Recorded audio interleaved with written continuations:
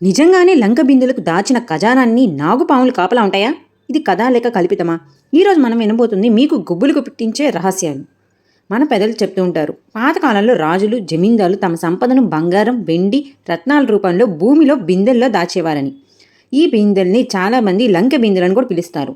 ఒక ప్రదేశంలో పెట్టి దానిపైన ఒక విగ్రహం కానీ చెట్టు కానీ అమర్చేవాళ్ళు గుర్తు కోసం. ఇది పేరు ఎలా వచ్చిందంటే, రామాయణంలో లంకలో అపారమైన ధనం ఉండేది అని నమ్మకం.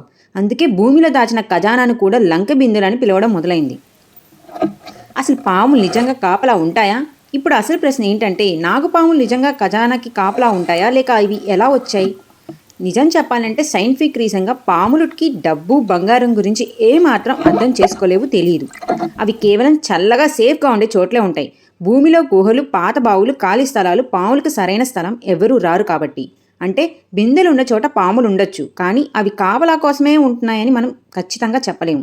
అవి వాటి సహజ నివాసం కూడా కావచ్చు. ఈ మిత్ ఎలా వచ్చిందంటే, ఈ కథ వెనుక కొన్ని కారణాలు ఉన్నాయి. పాతకాలంలో ఖజానా దాచిన చోట ఎవ్వరు తవ్వకూడదని భయపెట్టడానికి పాములు కాపలా ఉంటాయని చెప్పేవారు. కొన్ని చోట్ల నిజంగానే పాములు ఉండడం వల్ల అది దేవతల రక్షణ అని నమ్మకం పెరిగింది. నాగదేవతల పూజ మన సంస్కృతిలో ఉంది కాబట్టి నాగుల ఖజానాలకి లింక్ అయినాయి.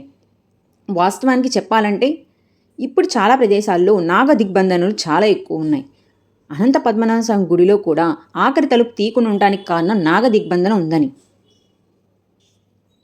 కొన్ని గ్రామాల్లో ఇప్పటికీ చెప్తున్నారు, బిందె తవ్వితే పాము బయటికి వచ్చిందని.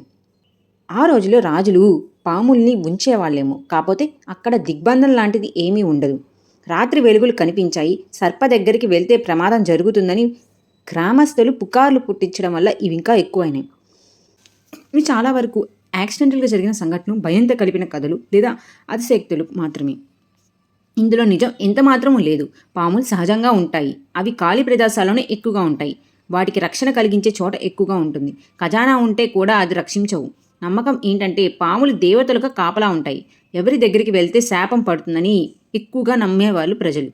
లంక బిందెలు, నాగుపాము కథలు మన సంస్కృతిలో భాగమే, కానీ నిజం తెలుసుకుంటే భయం తగ్గిపోతుంది. మీరు ఇలాంటి కథలు విన్నారా? కామెంట్ రూపంలో చెప్పండి. ఇంకా ఇలాంటి మిస్టీరియస్ వీడియోస్ కోసం subscribe my channel talks of Tanvi. ఈ వీడియో మీకు నచ్చినట్లయితే please comment, like and share.